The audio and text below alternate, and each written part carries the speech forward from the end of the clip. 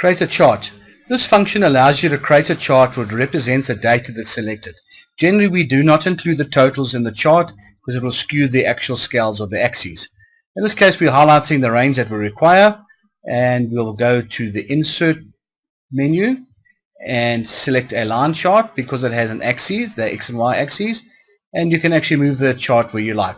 You'll notice now that the Chart Tools has opened, and if you select the spreadsheet itself, the Chart Tools menu disappears. We'll go back in now to Layout and select the chart title and axes and give the chart an axis and a name. And each of the pods can be formatted accordingly.